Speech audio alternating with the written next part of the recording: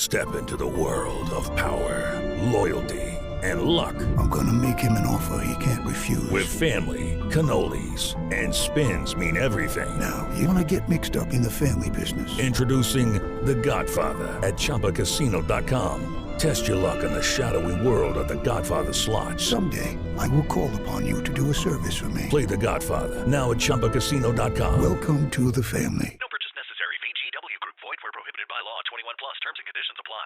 And we learn that she is in love with Carl. Not only is she in love with her coworker Carl, but everybody knows that she is in love with Carl, including Carl. Carl. But she's extreme. Oh my god.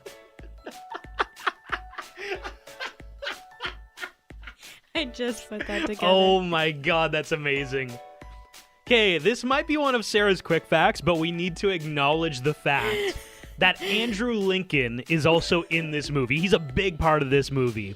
And Sarah didn't realize that that guy is Rick from The Walking Dead TV show. Yeah, I had no idea. Carl! Carl! Carl! Welcome to the Rom-Com Rewind Podcast. Hi, I'm Sarah. And I'm Devin. And like you, I love rewatching movies over and over again. And also like you, I love romantic comedies. So this is a show where we rewatch rom-coms, break them down a bit for you, maybe take a peek behind the curtain, dig beneath the surface, and decide, does it still hold up? Today we have Love Actually. And if you're listening to us on Spotify, please follow us so that you're updated on new episodes. Subscribe on Apple Podcasts. Instagram. We have an Instagram account at Romcom Rewind. We have lots of conversations about the movies we've done and what's coming next. Love Actually is directed by Richard Curtis. This guy is like your king of British romantic comedy. Throughout the years, working title films and writer Richard Curtis have captured the euphoria, hysteria, and humiliation of love. With the films Four Weddings and a Funeral, Notting Hill, and Bridget Jones's Diary. He's done About Time, which that's super underrated. And he's also done Four Weddings and a Funeral. I think most people consider this and like The Holiday as kind of the two quintessential holiday romantic comedy must-haves. Those two movies are ones that people go back to really often around this time of the year. And Love Actually is an ensemble cast. Lots of storylines happening. So there's lots to keep track of. How do you want to tackle this? Do you want to kind of do like overall thoughts and then go into each storyline individually? So this, like you said, is a serious Christmas classic. I don't know anyone who hasn't seen it before, or at least who hasn't heard of it. I haven't seen this movie in years, only because parts of it make me really sad. But I do like that it keeps things realistic, and it's not, your typical Hallmark movie where everything ends up hunky-dory and perfect in the end. It's real, it's emotional. There are parts of the movies I still don't necessarily love, but overall, it's a stellar movie. I think you're right in that, like, with an ensemble cast, you can kind of have every different type of love story, and not all of them are nice and happy, and some of them start off right off the bat with cheating, which we see, and some of them have cheating midway through, and we see that as well. Some of them are young love, some of them are forbidden love, I guess we'll say. But like, you can have all these different types of stories, and it lends a more realistic approach. Yeah, I agree. I think we should start with the debate. Okay. The debate being, what is the greatest Christmas romantic comedy of all time? Because immediately, if you're listening, you either thought, ooh, it's The Holiday, or you thought, ooh, it's Love Actually. Where do you fall in this spectrum? I really like The Holiday still. Whoa, okay, so I think this is the best Christmas romantic comedy. Okay, so why are you all for Love Actually? Like, don't you just love an ensemble cast? Maybe it's because it's that. It's like, hey, here's Hugh Grant. He's the prime minister. He wants to bang his secretary. And whoa, now there's Professor Snape over here. He's kind of a human. And then we're going to jump to... And he is having sex with his assistant. Okay, it's implied? Well, it is implied. I shouldn't say that he is.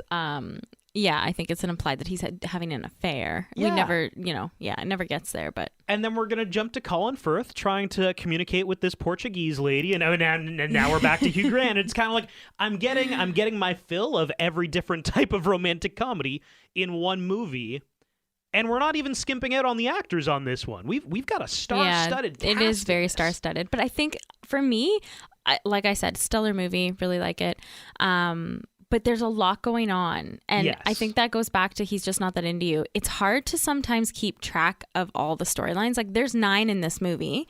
God, that's more than He's just not that into you. Yeah. So sometimes like throughout the movie, I'd be like, okay, who's that? How are they connected again? How are their stories intertwined? I still don't know the connections. Yeah, no. So that took a little bit of time, but yeah, ultimately, I mean, this is a great movie. I'm still all for The Holiday. I think it had some really cute moments, really funny moments. The Holiday wins best male protagonist in Jude Law. I'll give him that. Oh God, yeah, definitely. Like, no holiday romantic comedy can ever touch that guy.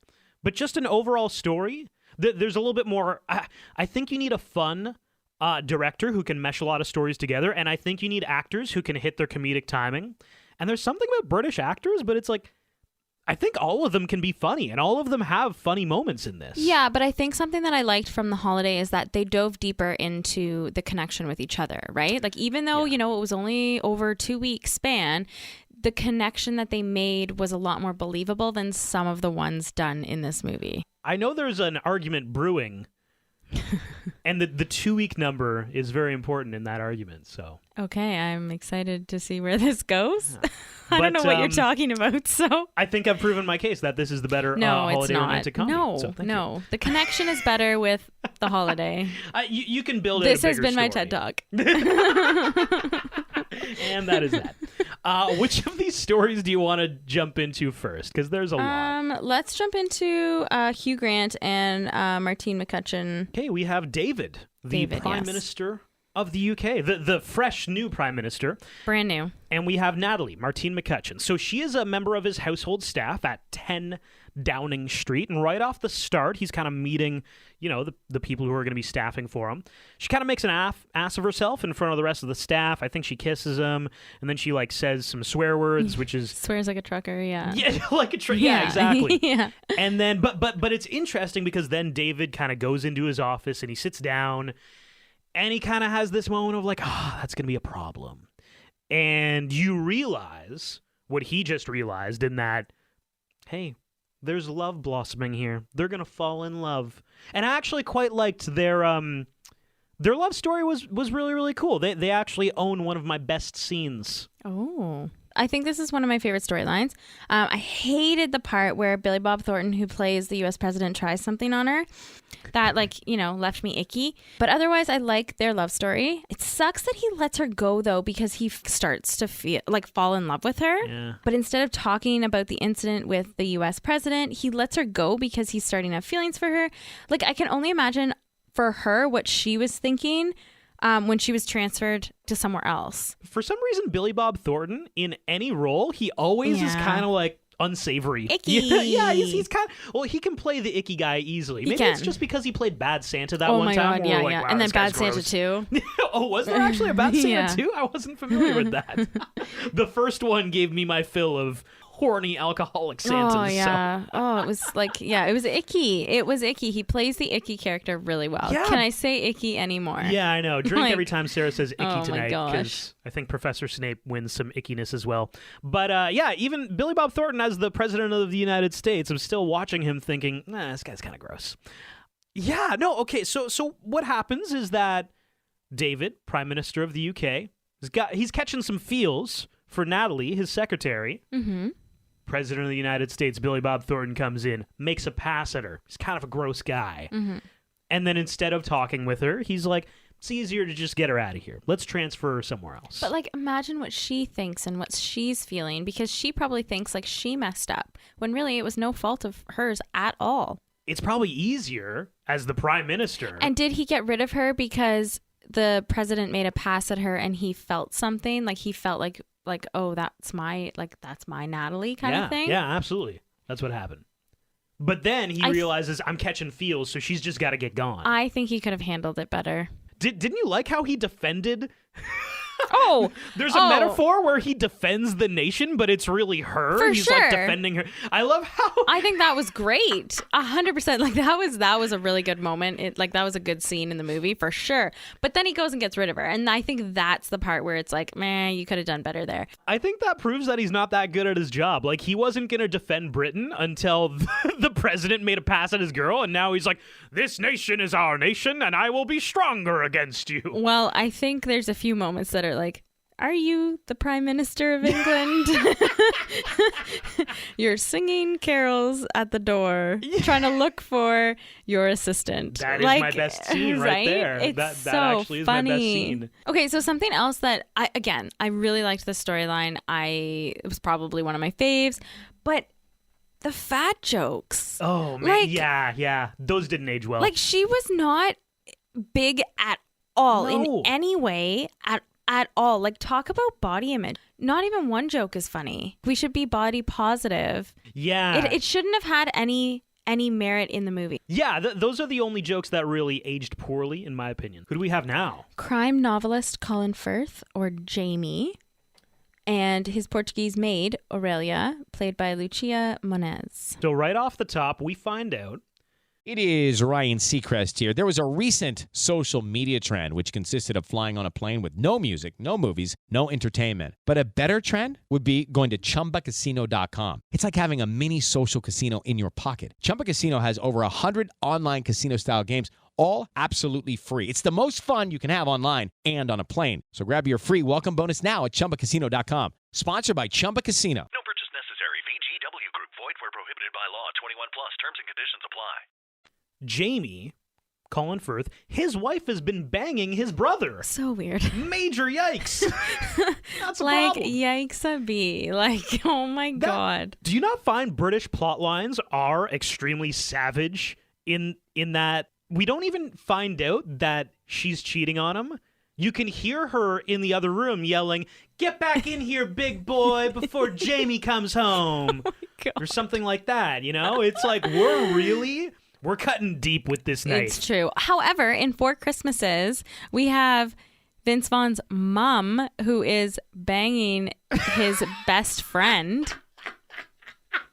That is true. Right? What's worse, your childhood friend banging your mom or your brother banging? No, it's definitely the brother banging the wife. Yeah. Yeah. I don't know. He just like flies off to France and then goes to write a novel. So yes, he leaves for France for the holidays. He goes to Marseille, meets this housekeeper named Aurelia. She can't speak English. He can't speak Portuguese. Neither of them speak French very well. And yet they fall in love. And I actually really, really enjoyed this plot line. Yeah, I know. It's like one of your faves. It is, because Jamie trying to speak Portuguese, hilarious. Every day he drives her home from housekeeping, and he just like tries to say things that are a mix of Italian, Portuguese, and Spanish. Yeah, He'll be I like, think so. Bella, and then he'll be like, no, bello. And it's like, what are you trying to say right now? He just like points things out. It's like endearing, but he does it in such in an a adorable really- way. Like yeah. Colin Firth is strangely adorable. Is I he do not? like Colin Firth. Yeah, Okay. yeah. So it was charming. But I think, and I know you'll disagree with me on this, but it was here interesting. comes. It was interesting to me that you could fall in love with somebody so quickly and never really have spoken a word to each other in the same language. Yeah, it's adorable. Like not really super realistic in like a matter of 2 weeks. He very cutely learns Portuguese and then goes back to her in France and proposes to her right then and there. To her father. I have a few issues because you don't even really know each other. She was your housekeeper right after you caught your wife cheating on you with your brother. Okay, little bit of a rebound. I'll give you Right? that. Like that was a rebound, but no, it wasn't like, hey, do you want to go out for a cup of coffee? It was like, hey, you were my housekeeper for 2 weeks. Do you want to marry me? I learned Portuguese to ask you to marry me. It's cute. They have an It is energy. They're cute. connecting on each other's energies. Like I said, it is cute. It's charming, but I think there's some like questions, you know? It's like, I think love finds a way, Sarah. okay. He leaves France to go back. Like he's not there Yeah. for the full month anyway. So they get like they probably get a full 2 weeks together. I see. This is the thing. I'm watching how they interact, and I actually do believe wow, something magical is happening here. Maybe, was that an Owen Wilson wow? Wow. Wow. Sorry about that. I actually did believe it, though. I believe there was an energy. Maybe not proposing Yeah, okay. to her in front of your father. And you know what? Or her father. Yeah, I think that's definitely like for the movie, because I don't know if someone would in that position propose. Maybe like they would start a relationship together. Sure. You know, it's a little far-fetched that he'd propose. By the way, if you are streaming this on like Amazon Prime or something, turn on the captions for their interactions, especially when he goes back to Marseille to tell Aurelia he loves her, because he shows up at her father's house, and it ends up like being a very bizarre game of telephone, because he's speaking like very broken Portuguese to them. It starts off, he says like, I want to marry your daughter, bro. And the father turns around, he's like, yeah, my daughter's right here. Wrong daughter. And then Jamie's like, no, your other daughter. And the father, the first daughter is like, are you going to sell Aurelia to this Englishman? And he's like, I don't know. I might pay him. Who knows? And then they're walking down the street, and this whole crowd is following them, and ends up being like, hey, so-and-so's selling his daughter to be a slave to this English guy. And then it became, this English guy is here to kill Aurelia. And it becomes very, very... It is so funny. It's like a game of Portuguese telephone. How far would you go for someone you loved then? Like, he went and learned Portuguese to go back to France to ask her to marry him. Yeah. And she actually, while he was gone, learned English. Yes. Which is... It's adorable. That is really cute. But now they're going to get married. Like, it just... It's adorable, Sarah. Oh, my God. I mean, I've been on Duolingo, the app, trying to bone up on my French. Not going well, let me tell you. And it's been like a year and a half of that. I even took French in high school, so like, it should be going well. So next we have graphic designer Sarah, played by Laura Linney, and Carl, played by Rodrigo Santoro. This is the only storyline that I didn't really love. She works at Harry, Professor Snape's design agency, and we learn that she is in love with Carl. Not only is she in love with her coworker Carl, but everybody knows that she is in love with Carl, including Carl. Carl! But she's extreme... Oh my God. I just put that together. Oh my God, that's amazing. Okay, this might be one of Sarah's quick facts, but we need to acknowledge the fact that Andrew Lincoln is also in this movie. He's a big part of this movie. And Sarah didn't realize that that guy is Rick from The Walking Dead TV show. Yeah, I had no idea. Carl! Carl! Carl! And I just put two and two together that there's also Rodrigo's a character named Carl. Character name in the movie is Carl. Oh, that's super confusing. God, this movie is confusing. You know what? The holiday wins just because it's easier to talk about. So anyway, Sarah, Laura Linney, really, really shy, is in love with Carl, but she's having a difficult time trying to connect with him. And that's kind of their storyline of her. She's got some background things with her brother. He's not doing well with his mental health, I think we gather. But they just kind of have this, she's too afraid to say how she feels, and he's just there being very attractive. Yeah, I was gonna say he's there being real hot. He doesn't say much, but No. he just has this presence of, ooh. He probably has he's like good looking. 10 lines in the entire movie. Yeah. And like he just needs to just stand there. So, okay, this is another one though where we don't really see them talk to each other much. Whoa. We see Jamie and Aurelia talk. It's just they don't. Okay, Understand each other. communication. Yeah, communication might be an issue here. But I. Which relationship has more of a communication issue, Jamie and Aurelia or Sarah and Carl? Oh, Sarah and Carl, yeah, hands right. down. Rest my case. Like I said, I find Jamie and Aurelia, like, it's a charming, cute, storyline, but I do find that there's some holes. I didn't say I didn't like it. Okay. I just had some questions. Love. They love each This other. one, however, though, I think the storyline was really real. Like, we all have stuff going on in our lives that keeps us busy, family, friends, just things that we need to take care of. I think this showed that sometimes things don't work out because many reasons. But not that they necessarily weren't good for each other, but, different priorities, different things to take care of. Also that it isn't always easy. Yeah, you're absolutely right. It's not always simple, and they don't end up together at the end, do they? Yeah, no, they don't. And sometimes that happens. Exactly. And that's okay. And which is funny because some of the other storylines, like Jamie and Aurelia, where they fall in love so easily without even speaking the same language. Like, it was just interesting. Different storylines portrayed love being easier despite different issues arising. Yeah. But they just have that connection, Sarah. No, and I agree. They had the connection, and Sarah and Carl didn't. Or it didn't work out because, different things were happening in their lives and it just wasn't the right time. But it was, it was a very real storyline.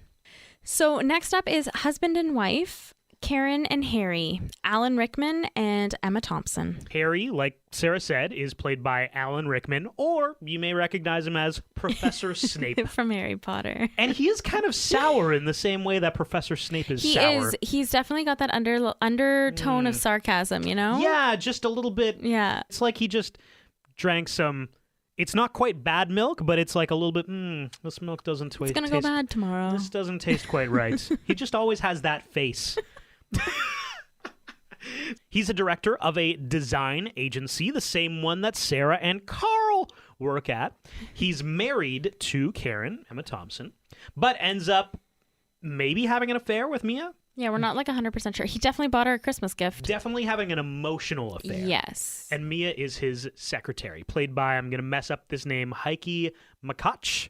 So it's that Harry is married to Karen, but his secretary, Mia, is definitely hitting on him. They have a Christmas party. She's definitely flirting with him. Like right in front of her. And Mia implies, hey, are you going to buy me something for Christmas kind of thing? And he's like, what do you want? Something pretty. Do you want a stapler? Nice. That's what he says, do you want some stationery? God. And he ends up purchasing for her a necklace worth 300 pounds. And poor Karen gets home. She realizes there's something in his coat pocket, looks in, sees the necklace, and she thinks, oh it's my so God. Sad. Wow, he bought me I hate this such part. an amazing present. Yeah. And Christmas Day comes. Ryan Seacrest here. When you have a busy schedule, it's important to maximize your downtime. One of the best ways to do that is by going to ChumbaCasino.com. Chumba Casino has all your favorite social casino games like spin slots, bingo, and solitaire that you can play for free for a chance to redeem some serious prizes.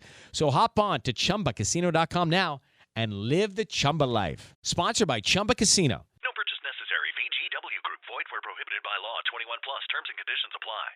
And there's a rectangular-shaped box, or a square-shaped box. She's thinking, ooh, that's the necklace. Opens it up. It's a Joni Mitchell CD. Yeah. And he thinks he's so good because he didn't buy her scarf like he does every other year, but he bought her a Joni Mitchell CD. Because she's been talking about how much she loves Joni Mitchell. And she realizes in that moment he must be cheating on me because he bought a necklace for somebody who is not his wife. Yes. I think that recognition scene has become a big moment in this movie. That people only remember two scenes. They remember how Professor Snape was a piece of shit and Rick from The Walking Dead and the whiteboard moment with the carolers and stuff, which we're going to get into. That's a whole other thing. Yes. Yeah, it is. Yeah. Yeah. For me, there's another scene that I'll talk about later that is iconic for me. Oh, which one? Well, you'll talk I'm going to talk about it later. That's a nice tease. It's my best scene. Good hook. But yeah, I would think that definitely the whiteboard scenes with Mark. And yeah, this one, I definitely, when I think of this movie, when I think of the sad parts, I for sure think of this storyline. This was heartbreaking. Like they stuck the knife in and then they twisted it around. And Emma Thompson, as an actress, in that moment, I felt every part of pain that she was feeling. Yes. It was so real and raw. So she actually took a real life heartbreak to fuel the scenes with the finding out of the affair and stuff. A little quick fact. Yes, I'll throw that in there now. But yeah, I felt so bad for her. Like, she was a great person, a great mom, a great wife, did everything for her kids and her husband. And then her husband goes and has an affair. Like, when she finds that necklace, I feel so bad for her in that moment. And then she goes in the room and listens to her new Joni Mitchell CD and just cries. And like, I don't think I did this time, but like in the past, like I've teared up because I just feel so bad. The emotion is so raw, like you said. Freaking assistant Mia, kind of want to kick her in the head. You know? I think a lot of people want to kick her in the head. Yeah. Okay, I want to kick her in the head. I don't want kinda. I want to. Definitely want to kick her in the head. I like you touched on this, the moment right after she realizes, though, because they need to go somewhere. They're going to that play, right, that night? So everybody needs to get ready. And she is obviously in emotional distress, but she says, "Nah, you know what? I just need to take a moment in the bedroom." She puts on that Joni Mitchell album and has a really good cry. But it's also, the kid's got to go somewhere. Like, he's getting them packed up, and you're just having a nice good cry in the bedroom over it. But and then she comes out and still is that strong person to be there for her kids and to pretend like everything's okay. Like that's hard. So next we have widower Liam Neeson and his stepson Thomas Brody Sangster. So we have Sam and we have Daniel is Liam and we Neeson. have Daniel. So Sam's in love with a girl from school, and his stepdad, who is Daniel, tells him that to get her attention before she leaves to go back to the U.S. for Christmas, he needs to have a big gesture. So he learns the drums for the Christmas pageant. Sam lost his mom. The first couple scenes we see with Daniel is that Liam Neeson is at the funeral of his wife. And now him as a stepdad is the father of the single father of Sam. It strengthens the relationship between Daniel and Sam in that it's kind of like their one focus now. Obviously, we're grieving over the one we lost, but it's like we're trying to figure out this love situation with Sam. And I thought that was a really cool bonding situation. And the airport scene? That was BS. We'll talk about that in a bit. Okay, that is my what should have been. Okay. The airport is the what should have been. Next up, we have new bride Juliet, played by Keira Knightley, and her husband's BFF, Mark, Andrew Lincoln. And we have her husband, Peter. Right. The triangle with just two sides. Yeah, it's a triangle. It's just Peter is not aware that there is a love triangle here. Right. And for a while, Juliet isn't really aware either, but then she becomes aware. So this storyline has the most iconic scene from this movie, which is the whiteboard thing. But there's a problem with that scene and also this entire storyline. And in fact, this genuinely may ruin the movie for you. You can skip ahead if you like. But I'm going to argue that our guy Mark, a.k.a. Rick from The Walking Dead, he's been trying to steal Peter's fiancée and eventual wife the entire time. Mark is the main villain in this story. Okay, explain. We don't need that scene with the white cards. With the cue not cards. Not cute. Yeah, with the cue cards, it's not cute. Well, I think it's cute, not in the circumstance where it happens, but... Why don't you go through the different moments, the different scenes with this triangle? All right. Okay, I'll make my case. We'll start out with the wedding ceremony. Oh, the wedding ceremony. It's super fun. I liked the wedding performers. I would like to know, though, you really didn't know who set that up. Hello, it is Ryan, and we could all use an extra bright spot in our day, couldn't we? Just to make up for things like sitting in traffic, doing the dishes, counting your steps, all the mundane stuff. That is why I'm such a big fan of Chumba Casino. Chumba Casino has all your favorite social casino-style games that you can play for free anytime, anywhere with daily bonuses. That should brighten your day a little. Actually, a lot. So sign up now at ChumbaCasino.com. That's ChumbaCasino.com. No purchase necessary. VGW Group. Void where prohibited by law. See terms and conditions. 18+. Oh, no. Mark definitely set it up. Oh, that was did, implied. Yeah. Okay. Well, that's what I thought. But then it was kind of not. Do you remember the first words they exchange with each other? No. What are they? Peter says, "Do you promise there are no surprises?" to Mark. Mark says, "No surprises." Peter says, "Not like the bachelor party with the Brazilian prostitutes who turned out to be men." What kind of a guy gets Brazilian prostitutes for his best man's bachelor party? Especially ones that turn out to be men. I would argue that Mark knew those Brazilian prostitutes were men, and he was trying to create a wedge in the relationship. By hiring prostitutes. Prostitutes, yeah, Brazilian prostitutes that turned out to be men, as they said. Okay. Then he one-ups the man at his own wedding with a choir and a singer and the band being hidden in the crowd. That I could see as more believable. But he's ignoring her. He ignores her. He pretends he doesn't like her. He doesn't talk to her. Yeah, because you're playing hard to get. No, I don't think that's hard to get. I think he's just literally avoiding her. You can't play this straight up because that's your best friend's wife. I think he would like to tell her how he feels, but he is best friends with Peter, so he isn't going to cross that line. Until, of course, she goes to his office and finds the wedding video, and it's just of her face dancing, laughing, smiling, and then she realizes that he loves her, and then he runs away before they can even talk about it. Okay, let's backtrack a bit here. So yes, you're right. He ends up capturing all of these images from their wedding, and their actual wedding photographer ended up sucking. So Juliet says, "Hey, Mark, let me come over. I want to take a look at these." Yeah, and he's like, "No, I don't want you to come." Because again, deflecting, get away from me. Which is also kind of strange because he has all these images of her. Yeah, and they're it's just really sitting on a creepy. VHS. No, it is also What are you going to do with them? That is creepy. How uncomfortable would that moment actually be where you're sitting there and it's like, oh, this is of my wedding, and every image is not of the couple, it's just of you. Better question, how often does he watch it? I would think he's going to murder me at that point. Well, you know? It's kind of creepy. It is creepy. Thank you. It's creepy. I'm sorry to all the people who think this is the most adorable storyline.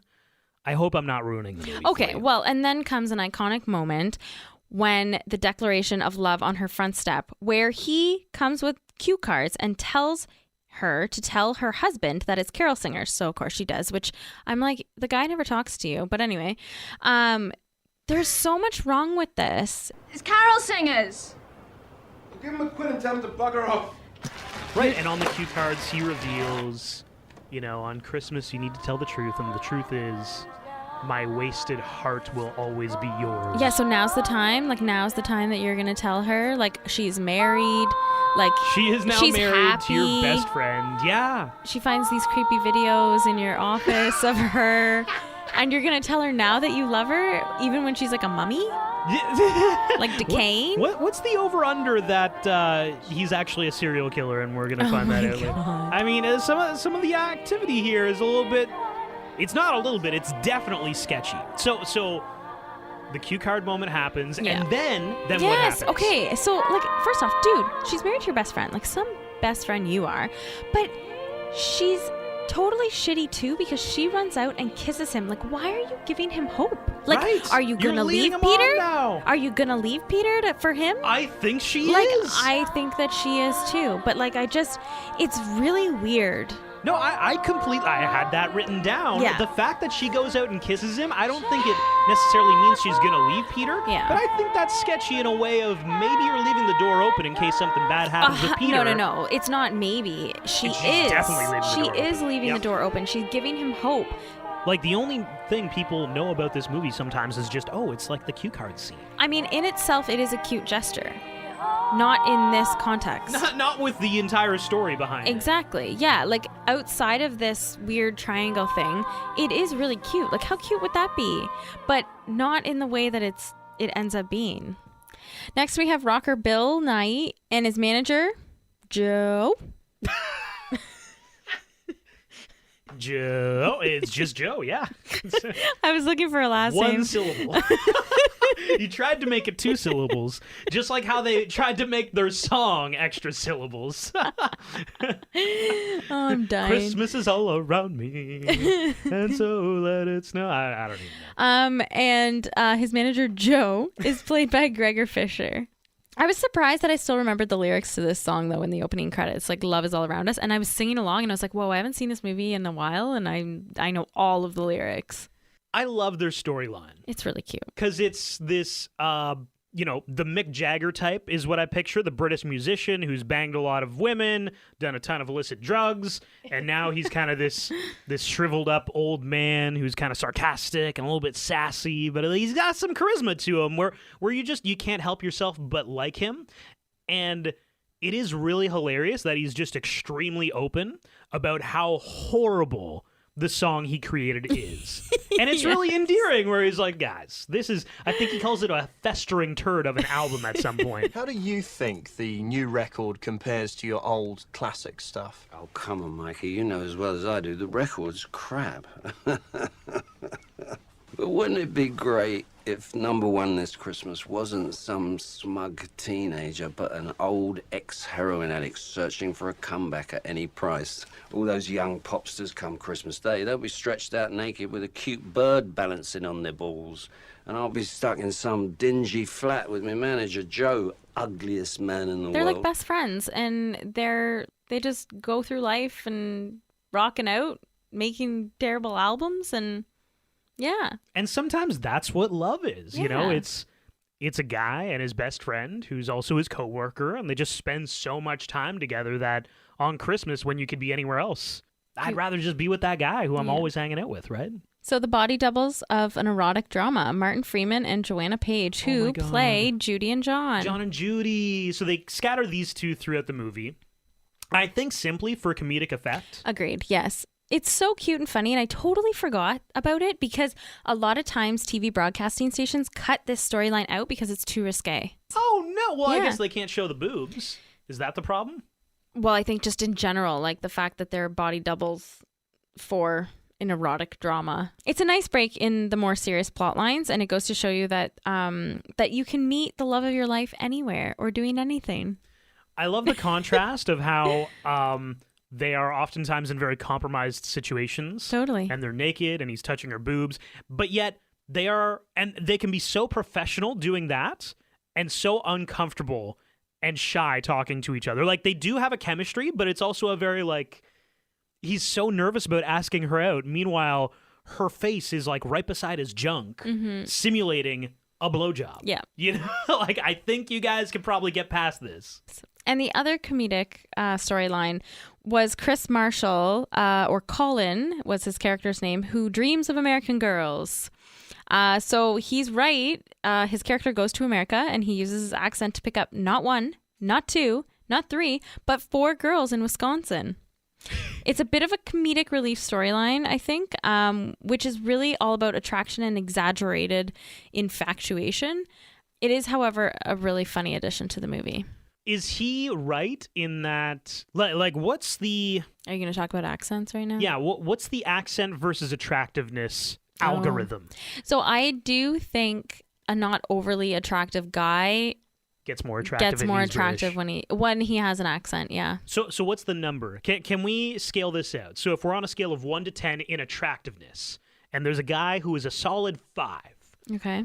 A British accent makes him a what? Is it like a 1.5 edition? Like yeah, he goes up I to would a say 6.5? Yeah, I would say like a 6.5 or 2, almost 2 points. Yeah, almost 2 points. It depends. Oh my God! It depends what we're working with. So does that work backwards in that, you know, we all think Jude Law is extremely attractive? Is it just his accent? No, he's genuinely attractive. Is he actually that attractive? Yes. Okay. Because I agree with that. I was just making sure that you agree with that. Yes. Because he is attractive. Yeah. Quick facts. So Love Actually has a sequel that is 10 minutes long and includes a handful of the original cast that was in the movie. It was created in 2017 for charity and shows what the cast has been up to since the movie in 2003. This movie was one of Martin Freeman's first films. So you'll recognize him from playing Bilbo Baggins in the Hobbit series, but Love Actually was his 3rd filming project since he launched his career back in 1997. The actress who plays Joanna in the film, her name is Olivia Olson, so this is Sam's love interest. She is now a voiceover actor and has been in things such as the Powerpuff Girls and Phineas and Ferb. I thought I recognized her, but obviously I don't recognize her because she's a voiceover artist, so that must be incorrect. The airport footage was filmed by the crew members and was actually real hidden footage. They got permission from everyone after they secretly were filmed, and they wanted authentic reactions from seeing loved ones at the airport arriving. I was wondering about that, like especially at the end where they kind of have this big, huge montage of all these moments at the airport. Yeah, it was real. It brought the movie home for me. You know, like this movie was a lot of different arcs, and we kind of needed something to bring them all together. So the fact that everybody's meeting at the airport, and then you have all these real images of people meeting at the airport. Special. It is special. And genuinely, if you are at an airport at the arrivals area for a little while, you see these moments all the time. You do. And it is really adorable. Mm-hmm. So we all remember the scene where Jamie loses half his book in the lake. That lake was only 11 inches deep. So since it was so shallow, they had to pretend to be swimming when they were really lying on the bottom of the lake. Keira Knightley and Thomas Brody Sangster were both teenagers when they filmed this movie. That's weird. Yeah. Keira plays Juliet. She was 18 years old, and Thomas, who plays the little boy Sam, was 13. So there's only 5 years difference between the two actors. So it's kind of weird because Andrew Lincoln was 30 when they filmed this, yeah. So now Thomas Brody Sangster is 30 and Keira Knightley is 35. Thomas Brody Sangster learned how to play the drums for this role. And you may also recognize him from Game of Thrones. He plays Jojen Reed, and the movie, he was also in The Maze Runner. This is weird. I guess Billy Bob Thornton has a fear of antique furniture. Oh my God, of course he would. Like, That's ridiculous. I don't really understand this. But anyway, according to the New Zealand Herald, Hugh Grant would often go out of his way to point out antiques while on set, just to mess with them. Hey, that looks really old. How do you have a fear of antiques? I don't understand. So that's my question. I don't really understand it. Like, what are you afraid of? Like, that they're gonna fall apart or that they're gonna come to life? Like, I don't know. I'm not really sure. Is this like a Beauty and the Beast thing where they all become Thornton's a strange alive? guy. Like, I don't know. Yeah, he saw Beauty and the Beast. Like, I don't know. I don't know about that tea kettle, guys. That's scary. So originally, there were 14 love stories in the movie. 2 were cut during writing, and the other 2 were shot and cut in post-filming. What were the ones cut? So the ones cut during the writing, there was one about a girl in a wheelchair and another one about a boy who records a love song for a classmate who ultimately ends up hooking up with his drummer in his band. That's kind of sad. Yeah. And then the ones cut post were a couple supporting each other during a famine. And the other storyline was a school headmistress who reveals her love for her longtime partner. Martine McCutcheon's role was written just for her. At the time, she starred in the BBC drama EastEnders, and the writer-director wanted her to play the love interest of the Prime Minister. So originally, the character's name in the movie was Martine, but he changed it to Natalie before the auditions so that she wouldn't get too cocky. So Laura Linney, Billy Bob Thornton, and Denise Richards all received letters asking them to be a part of the movie from the director and writer, Richard Curtis. The actors had their own trailer park village during production. They used to joke that they were on Liam Neeson Way or Emma Thompson Road or Hugh Grant Avenue. Everyone also had the same size trailer. Emma Thompson shot her crying scene 12 times. This was the only scene that she was asked to perform that day. That would be emotional. Yeah. I like Yes, that. definitely. Hugh Grant didn't want to dance. He didn't want to do that dancing scene. He refused to rehearse the scene because he wanted the Prime Minister to be more of a grounded performance instead of a whimsical one. So this scene wasn't shot until the very final day. Rowan Atkinson's character, aka Mr. Bean, was meant to be an angel. He was initially written as a heavenly helper in disguise, but in the end, they didn't want to add that level of supernatural to the movie. Yeah, it would be stupid. Yes, I think it would give it a lot of cheese, for sure. The scene near the end where Sarah and Carl are in the office and it's clear that they won't end up together, this was added after because test audiences wanted a clearer ending for them because of how things ended when she got the call from her brother.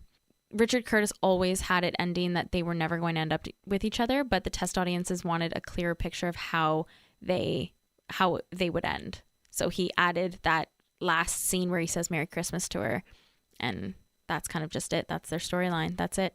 That's it. Because even that, I wasn't totally convinced. I thought that they still could end up together. So it's funny because it was actually originally going to end with him.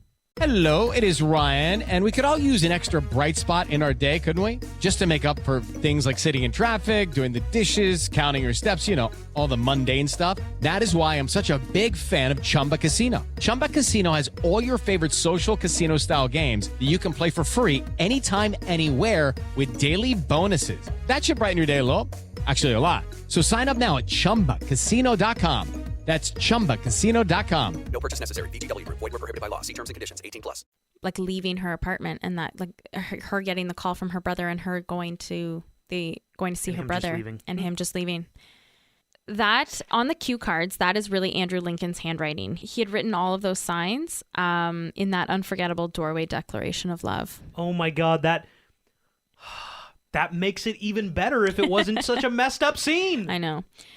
This movie has already been remade 3 times, one in Poland, one in India, and one in Japan. They've all used the intertwining love stories and the film's poster layout.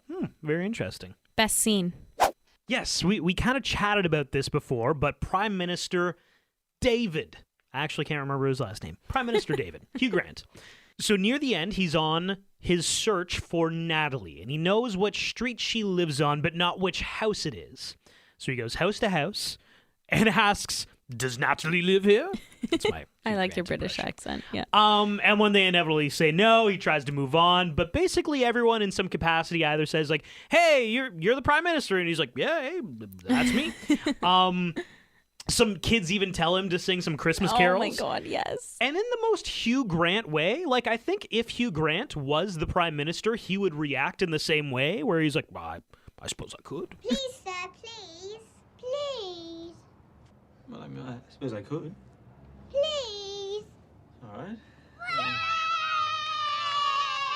Good King Wenceslas looked out on the feast of Stephen when the snow lay round about, deep and crisp and even.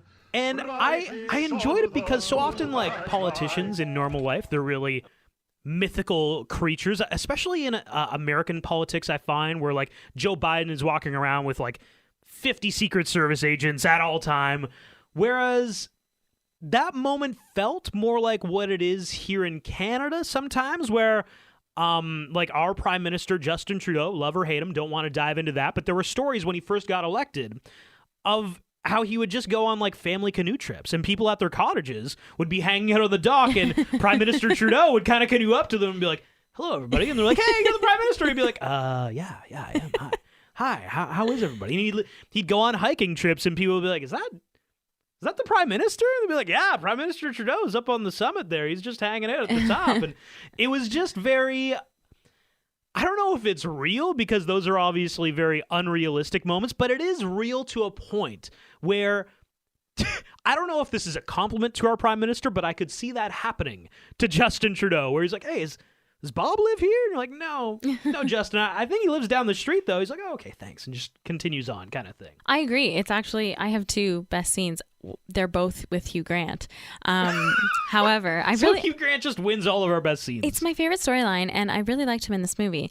It is when he's going door to door, and he says to the older lady, oh, it's part of the service, wishing... Aren't you the Prime Minister? Yes. In fact, I am. Merry Christmas. Oh. Part of the service now. Trying to get round everyone by New Year's Eve. It was such a funny little quip. It was. Like, they were really funny scenes. And, you know, he's singing the Christmas carols to the little girls, and they are loving it. They are just jumping up and down, yelling at the top of their lungs. Yay! The other best scene for me is when Hugh Grant dances in the house to Jump by the Pointer Sisters.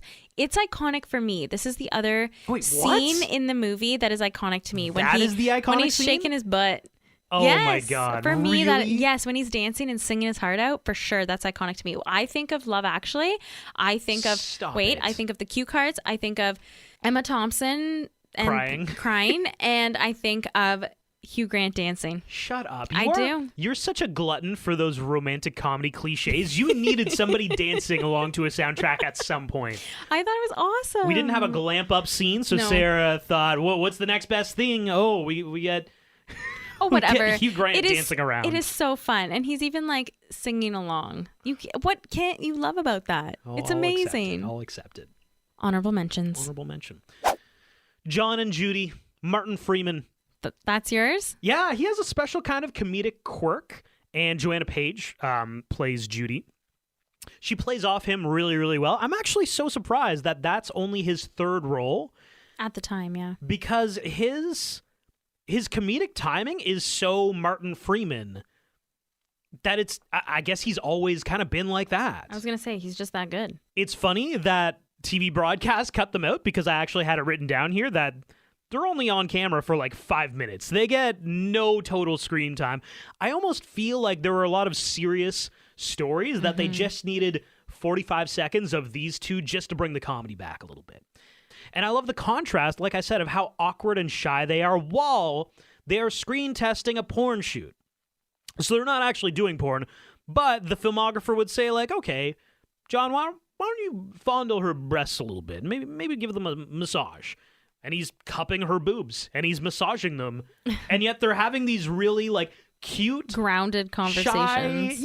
Conversations about, oh man, parking's horrible today, isn't it? Yeah, it's a nice break in the more serious plot lines, and it goes to show that you can meet the love of your life doing anything. While fondling her breasts, apparently. Yeah, it was really fun. I enjoyed those two. Yeah. Okay, my honorable mention is how everything's connected. Can you explain it to me? Here we go. I have no idea. Here we go. Karen, played by Emma Thompson, is the sister of the Prime Minister, David. Yes. Her husband, Emma Thompson's husband, Harry, played by Alan Rickman, works with Sarah, Laura Linney's character. Karen meets Natalie Martine at the children's Christmas concert. Also there is Daniel, Liam Neeson, and his stepson, Sam, played by Thomas Brody Sangster. Sarah is at the wedding of Juliet and Peter. Jamie, Colin Firth, and Aurelia meet up with Colin's friends when they come back to the U.S. from France. They meet up with Juliet, Mark, and Peter. Judy and John are engaged at the airport and know Colin Frizzle, the guy who goes to the U.S. Billy Mack and his manager Joe are also at the airport as Uncle Bill is coming back from somewhere as well. Most of them are all at the airport coming home all at the same time. There's no connection to Carl other than he works with Sarah and Harry. Oh, he works with Sarah and Harry. There's one last connection that you forgot about. Oh, no. What? Mia lives next door to That's Natalie. right. Oh, my gosh. I forgot about that one. What should have beens? What should have beens? So I think, like I said earlier with The Holiday, I like The Holiday because you can dive deeper into the connections of the characters. So I think I know that there wasn't time, but I think I would have liked to had more info on the smaller storylines. Oh my God. This is like a 2-hour movie. Yeah, I know. You wanted more? Well, everything was really quick. The real what should have been is that the airport scene with Sam, Liam Neeson's kid, it just shouldn't have happened. His story arc reaches its height, as we said, when he, an 11-year-old boy, does the classic running through the airport past security with all these security guards chasing after him. He got to the gate, so that's like 4 levels of airport security. This is not possible, even when this movie came out. Not possible. Also, how is this kid better at navigating an airport than I am at 11 years old? And finally, put that kid into track because he's outrunning all of these grown men. How is any of this possible? He outran them so well that he had like a 3-minute head start that he could just gawk. It's true. At that Joanna chick. Yeah, it was unbelievable. Literally unbelievable. Sure was. Rewatchability. So in the holiday movie world, I have it as a 9.6 out of 10. Ooh, we're going to disagree about this right off the bat. Keep going, though. Do you have yours lower? Mine's a 10 in the holiday world and a 9.6 in real world. Whoa, higher than the holiday? This is a great... Yes! Yeah, that was my argument off the top. I mean, a 9.6 in the holiday movie world is pretty good. This is like, because I picture he's not that into you. Really good movie. This one is a little bit more funny. So what is it? It's a 9.6. It's pretty close to perfect, in my opinion. In the normal rom-com world, I have it as an 8.4. I'm even giving it extra points for the cue card scene with Mark because I feel like it adds a little level of... It's given us something more to argue about over this movie. Because it's weird. I'm sticking to what I have it as. Okay, fair enough. We'll agree to disagree. And actually, next episode, we're going to do a... roundup. A holiday special. It's going to be the 2020 roundup of all of our scores. We're going to go over things, decide, if something should be higher or lower, if we were too mean to a movie or too easy on a movie. And yeah, that's what's on the way. But if you're listening to us right now on Spotify... Make sure you follow us. If you're listening on Apple Podcasts, subscribe, leave a review. We really like reading those and we really like getting them. And follow us on Instagram at RomcomRewind. Thanks for listening. It is Ryan Seacrest here. There was a recent social media trend which consisted of flying on a plane with no music, no movies, no entertainment. But a better trend would be going to ChumbaCasino.com. It's like having a mini social casino in your pocket. Chumba Casino has over 100 online casino-style games, all absolutely free. It's the most fun you can have online and on a plane. So grab your free welcome bonus now at ChumbaCasino.com. Sponsored by Chumba Casino. No